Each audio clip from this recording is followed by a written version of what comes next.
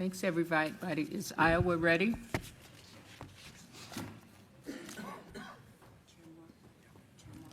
We will now consider the application for the state of Iowa to hold a pre-window party-run caucus. At this time, I'd like to welcome the delegation from Iowa to the podium to begin their presentation.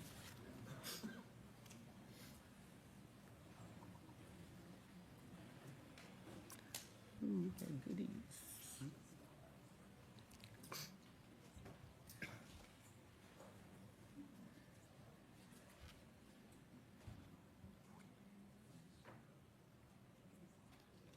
Standing up because I haven't stood up for a What while. is a first-in-the-nation state where having a lot of Democrats run around and organize will actually help you in the future? Having small states, right, the barrier to entry is simply lower, and it allows a former mayor of South Bend to try to jump in. If it wasn't for Iowa, Bernie Sanders wouldn't be relevant. If it wasn't for Iowa, Barack Obama might not have been president of the United States. Iowa's been pretty good to the Democratic Party. Hi, everybody. I'm Rita Hart, Iowa Democratic Party Chair. I'm really sorry that I couldn't be there with you today in person, but I did want to send you a message from our farm right here outside of Wheatland, Iowa. This is the Heartland.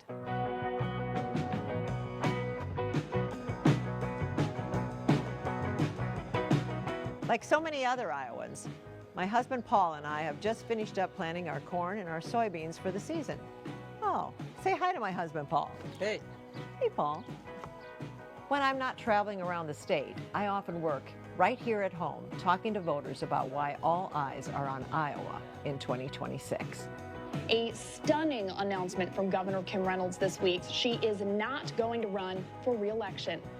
Republican Senator Joni Ernst announcing today she will not seek re-election in Iowa in 2026. The move potentially opening a lane for Democrats to flip the seat. U.S. House Democrats gearing up for a pivotal midterm election. In their crosshairs are 2 congressional seats in the Hawkeye state. Iowa's gubernatorial race is now being rated a toss-up instead of lean Republican. They're calling the race a barn burner. But it's not just 2026. In 2028, no matter what your decision is regarding the nominating calendar, Iowa will be the center of politics because the Republicans will be here right along with scads of national reporters. It's shaping up to be a big day for Iowa as Vice President J.D. Vance comes to town.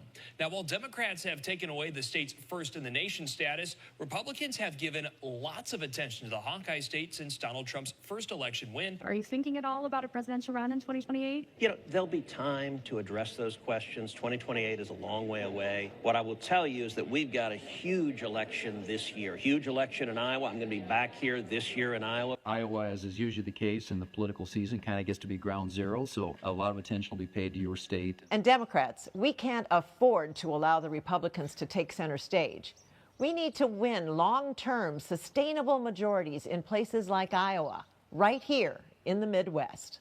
A new group of Iowa farmers is calling for change in Washington. It's just a very brutal space to try to make a living in agriculture right now. Iowa Democrats gather to get rural voters in the game ahead of the midterms. Many people who voted for President Trump have buyer's remorse, and they say Iowa can be purple, if not blue. There are a lot of people, especially after the last election, that are coming out of the woodwork. We've been left behind for a long time, and not just by the Democratic Party, by the Republican Party as well. They're just the ones that have basically shown up. Our representatives here in Iowa need to stop following his lead. I'm not voting Republican again. Candidates who can come to Iowa and win can win anywhere in this country.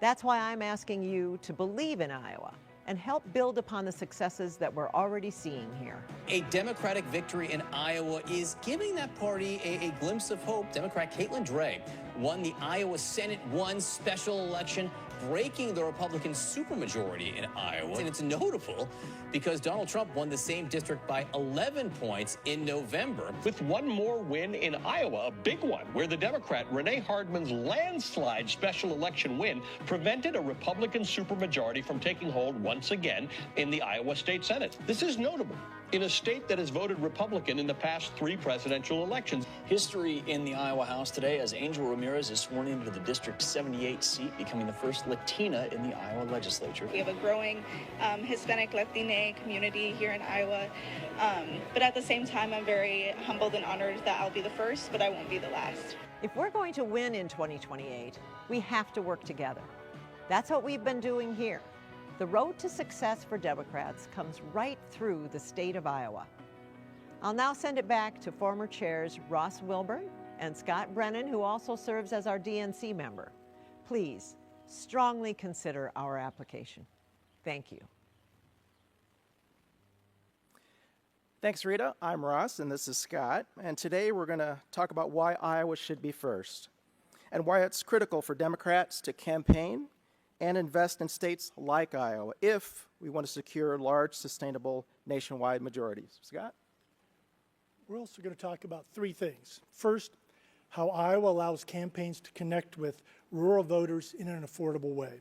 Second, what our 2028 Iowa caucuses will look like. And third, the lessons we learned from 2024.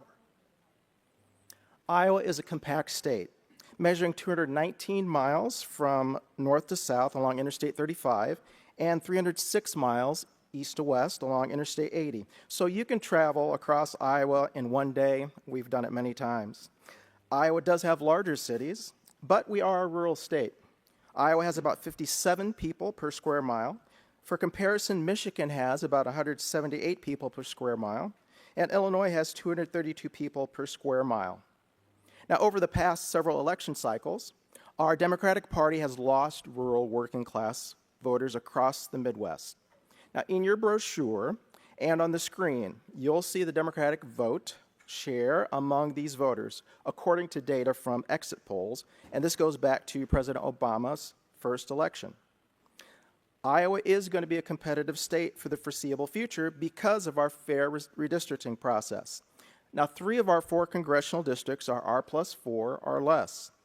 In 2026, Iowa alone can flip the U.S. House of Representatives, and in 2028, this will be frontline seats if we have to hold, including a critical U.S. Senate seat. Iowa's rural population distribution can also be seen among many of Iowa's Latino communities. According to State Data Center of Iowa, Iowa saw a 57.4% change in our Latino population from 2010 to 2023, and a total of 13 counties are more than 10% Latina. And of all of them, they're significantly rural. Iowa is known for agriculture and food production, but healthcare, manufacturing, and education all contribute significantly to Iowa's economy. Our local unions continue to be a strong voice for our working class. The Iowa Democratic Party is proud to have staff represented by Teamsters Local 238 based in Cedar Rapids, which also represents the employees of the Democratic Congressional Campaign Committee. Our public sector collective bargaining units have to win recertification at least once every 5 years. While the threshold to win these elections is incredibly high, 50% plus one, of all represented employees, union or not, our public sector unions have a remarkable win rate of 90%. Any Democratic presidential candidate will have plenty of opportunities to talk about the horrific impact of Republican control. Right now, Iowa's economy ranks at the bottom, 50th in the country, as farmers worry about the potential for the worst farm crisis since the 1980s.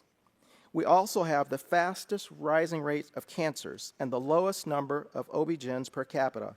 Our once first in the nation public school system is now number 26, unfortunately. But there is hope on the horizon for us. Iowans are fed up with what's happening in our state, and that's why this November, all eyes are on Iowa. Iowa is very competitive this cycle. Our governor's race is a toss-up.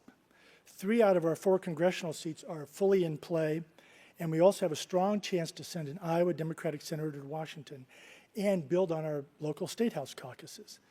To put it simply, the path to a Democratic majority at all levels comes through Iowa.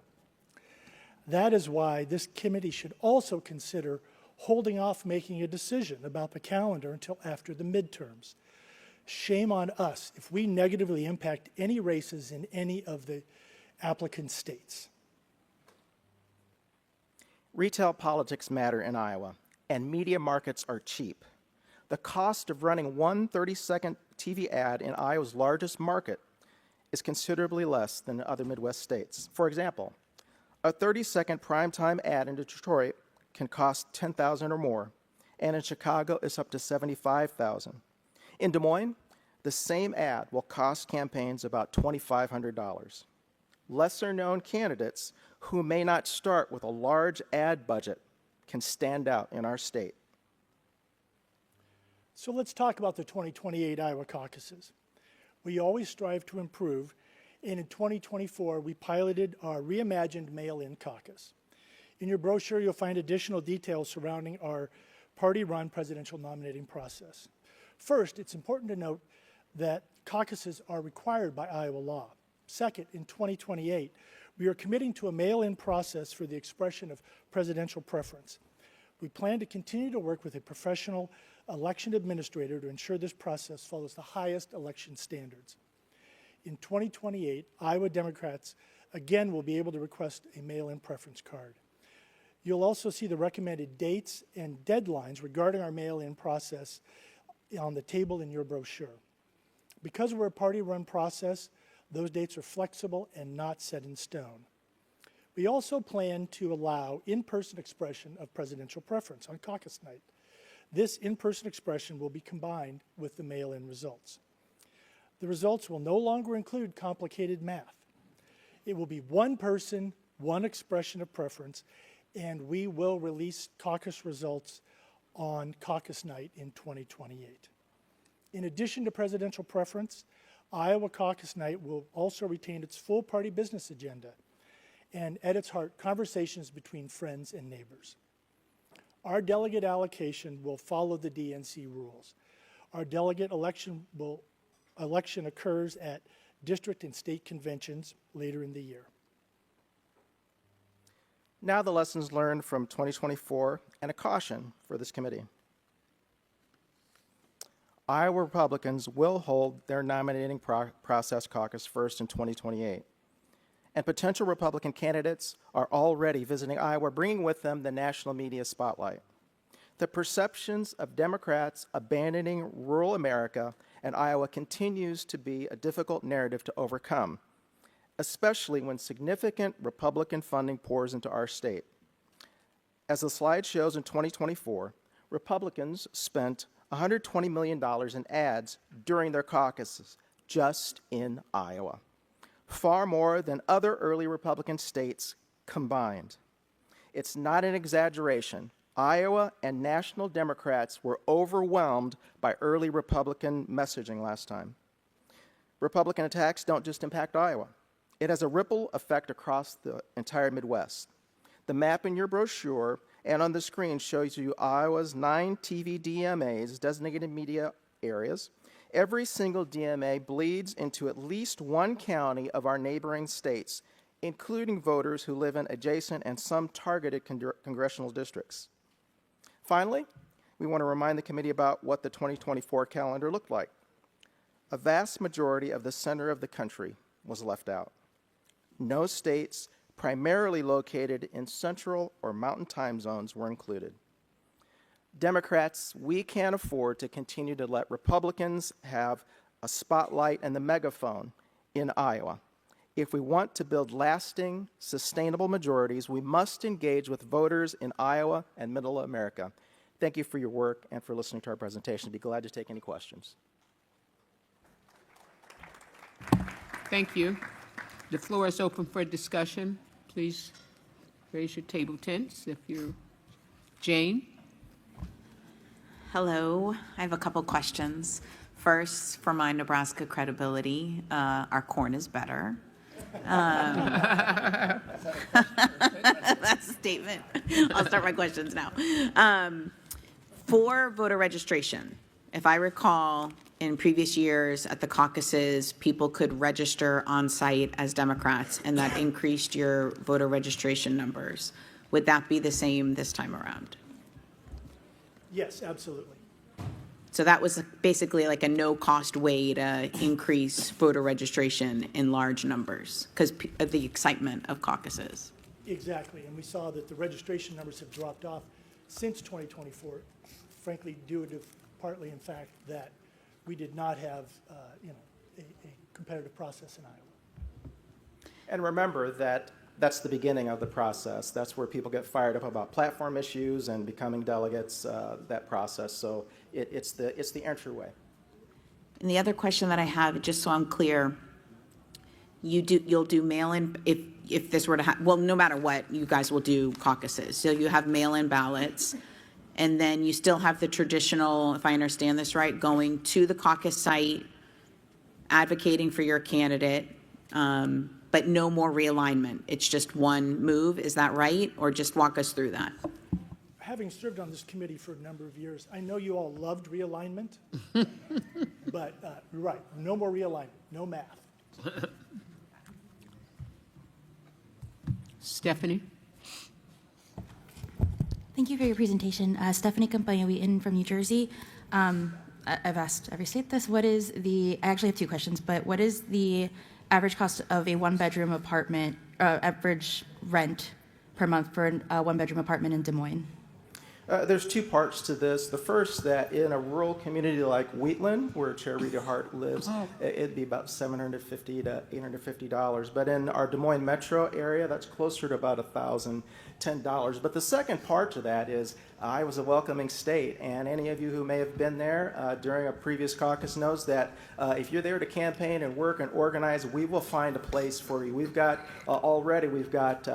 people opening up their homes, their farms, just to welcome people in, to make sure that there's transportation, to make sure that any need that they have, whether it's physical, getting around, or emotional medical support, to support anyone coming to work here. Thank you. I've hosted supportive housing for years, folks. And it really is exciting to have kids, young folks who come in very excited about the process, and it's just great to host them. Awesome. My second question, are there any bans on abortion in your state? Unfortunately, under Republican control, we've arrived just within this recent session to up to 6-week abortion ban, which we all know many women don't know that they're pregnant at 6 weeks. And look, I'm a sitting state legislator in the House of Representatives. So for the past 7 years, perhaps the greatest travesty that we've had is the assault on women's health care, including the right to abortion. It's been tragic to see, to experience there on the floor.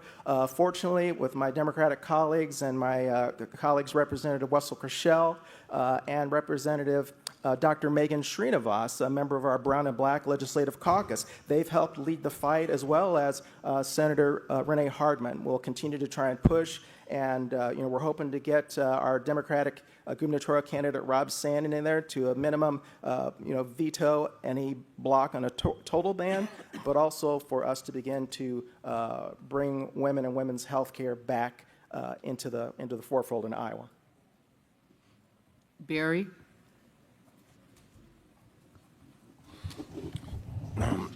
Great presentation. The only thing that you haven't done is bring Sandy Absel back, because we really loved her, and I would love to have seen her. But other than, I think, the Obama second term, he won in Iowa, did he not? When's the last time a presidential Democratic candidate won other than his second term? He won the first time. He didn't win the first time, did he? Well, President Obama won the first time. Okay. But Jimmy Carter, the last one, Pete Buttigieg won the previous caucus. And it just shows Iowa really knows how to kick the tires, to give that person who doesn't have the media ad, the $2,500 to buy that television ad, an opportunity to shine, to be heard, to be seen on farms and households, in factories. It's an opportunity for that, and Iowa has opened the doors and done that well. Even back to, I just have to say, farmers loved Reverend Jesse Jackson. Yes. And secondly, what is the percentage of Democrats that vote in the caucuses?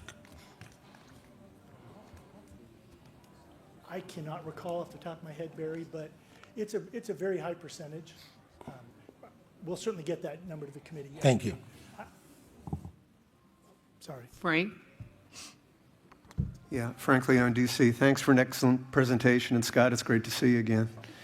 I'm afraid, though, I'm still not appreciating or understanding the process that you're suggesting and how it will work any better than it has worked in the past.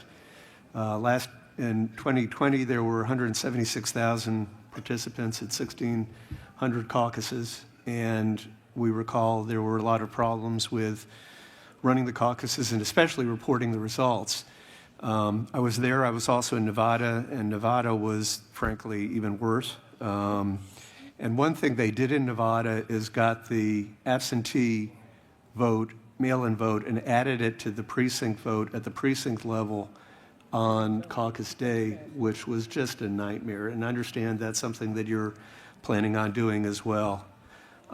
You've indicated you're going to raise money and get a professional election administrator, and that will solve the problems that are inherent in trying to do a caucus process of that level. And I guess, could you tell us more about that? And also, you had some references to ranked choice voting.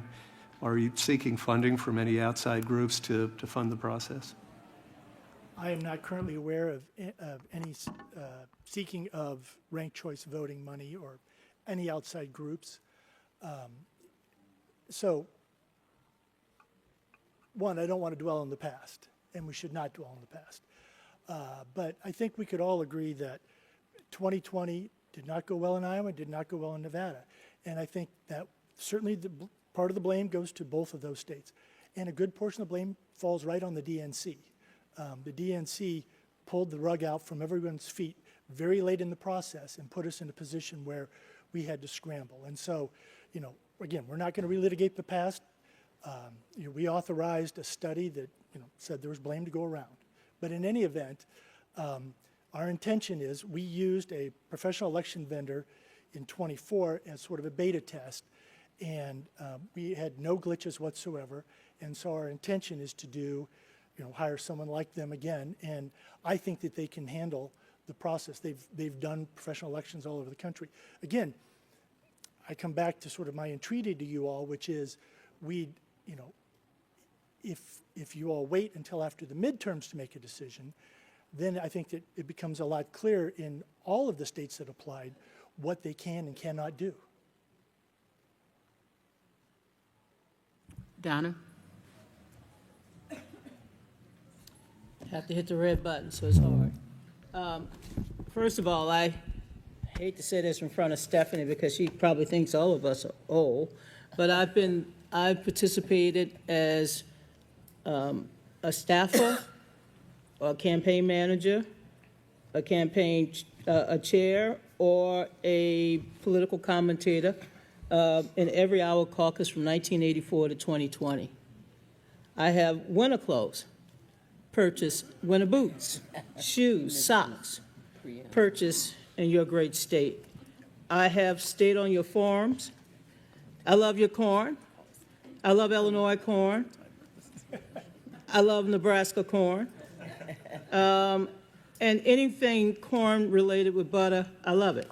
So let's get down to the real issue here, and that is, again, the Department of Justice, Department of Homeland Security has sued your state. You all, under the governor's guidance, I guess, gave your voter registration list, but you're currently in court seeking not to turn over redacted information. My question is, are you aware of any attempts to turn over that information? And secondly, since you are a member of the House, are you aware of any efforts to pass the SAVE Act in your state or something similar to that? My third question is about, again, voter protection, voter rolls. Voter registration can be very hard, sometimes difficult in your great state. I understand your governor did restore the rights of formerly incarcerated individuals to restore their votes, but I'm also worried about that. And I guess my last question has to do with cybersecurity, the protection of, your machinery, protection of your tools, your information, et cetera. It's a lot there, but voter protection is a big, broad quilt, and I just want to make sure that you all are aware of it and why it's so important for us not to allow the attempts by the Justice Department and Homeland Security to use this data to intimidate voters or purge them or to even take away their even citizenship rights. So any thoughts you can give would be welcome. Lastly, I must admit, I was talking to my friend at the DSCC, and he said, in terms of voter registration, we have slipped to 3. The Republicans now have a commanding 36.6, independent voters 35.8, and the Democrats 27.5. So there's clearly a need to boost voter registration in your great state. So thank you. Thank you, Donna, for the questions. I'll take part of them, and Scott will take other parts, and I'll pass on to our corn growers your appreciation of their product. You can send me a whole bushel, baby. I can do some succotash. Very good. I can barbecue it. I can do anything you want me to do with corn. You'll hook us up. I gotcha. They're on a timer. Our Secretary of State, did consult with our Attorney General, and it was unfortunate that they did do that release. Our Secretary of State does consult with our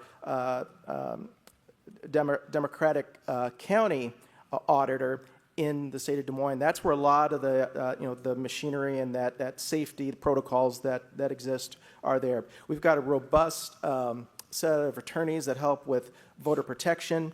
In terms of action on the House, what you all are seeing across the country with some of the Republican efforts to make it harder to vote, we went through that 3, 4, 5 years ago in the Iowa legislature, unfortunately. I'm not aware of any current efforts in terms of the SAVE Act, but one of the things that does protect Iowa in terms of redistricting efforts is that we do have a nonpartisan effort.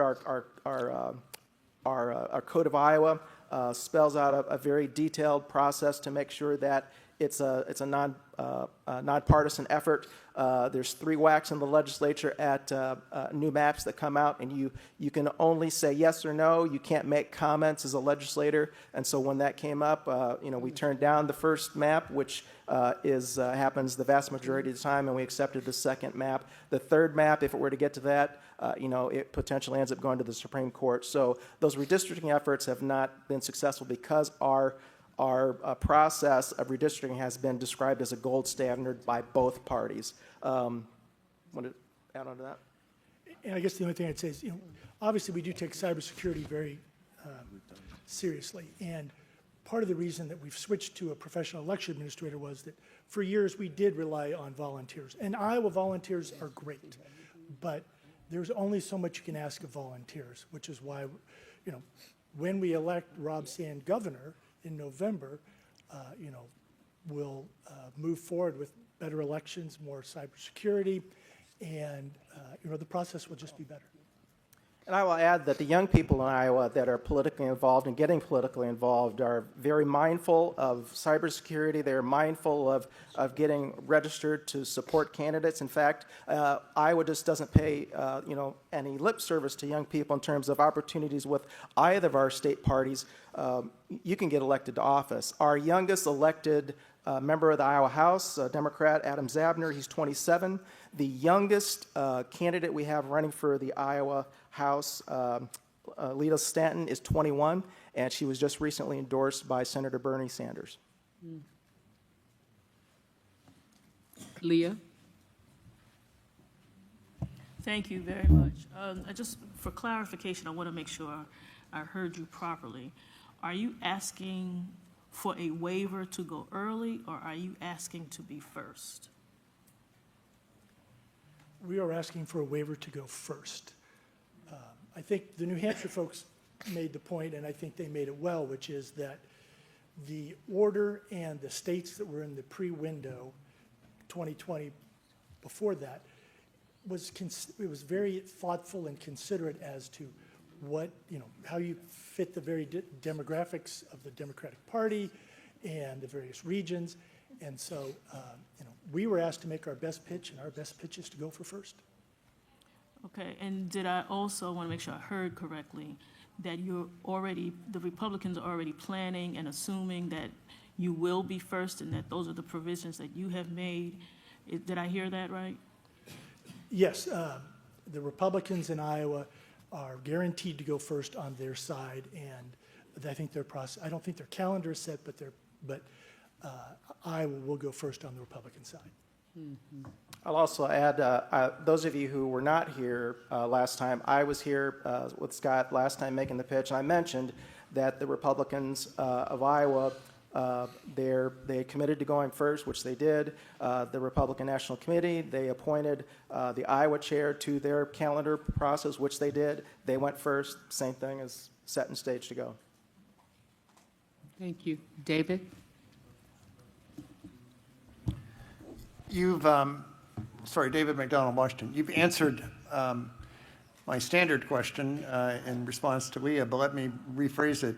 If I heard you correctly, are you saying that either you're first or you don't want to be in the front window, or you're saying you want to be in the front window and you would prefer to be first? Here we go. So Iowa law requires that we be a caucus and that we go before any competing process.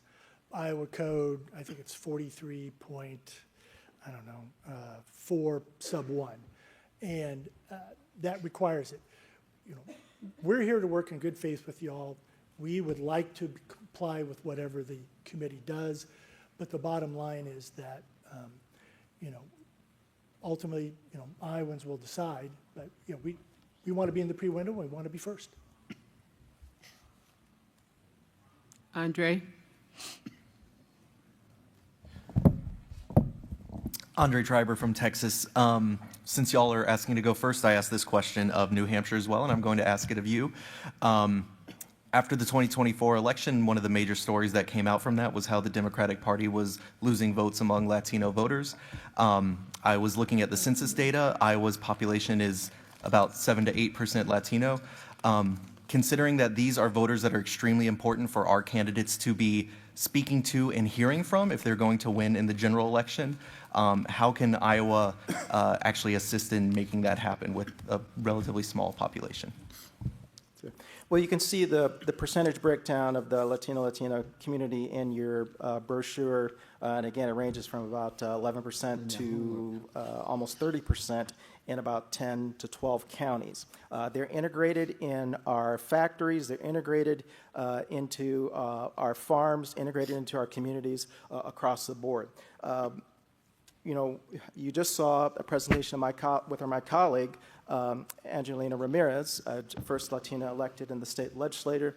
That brings the total of the black and brown legislative caucus up to about 8%. With the number of candidates we have running in, at least in the House, 13% of our black or brown candidates 13% of our candidates in the House are from black and brown communities. In addition, we work in partnership with a lot of entities. I personally am a member of what's known as the Iowa Unity Coalition, which previously was the Latino community and the AAPI statewide caucus type groups. They've come together. They've endorsed candidates from the state house all the way down to city council, school boards. 80% of the candidates this last year that they've endorsed have gotten elected, and so there's energy in our community. One of the a voter suppression effort that was eventually heard by the Iowa Supreme Court. Members of our Latino community, LULAC and others, stepped forward to fund and make that defense. And so, the history of Iowa is supporting diversity of all types.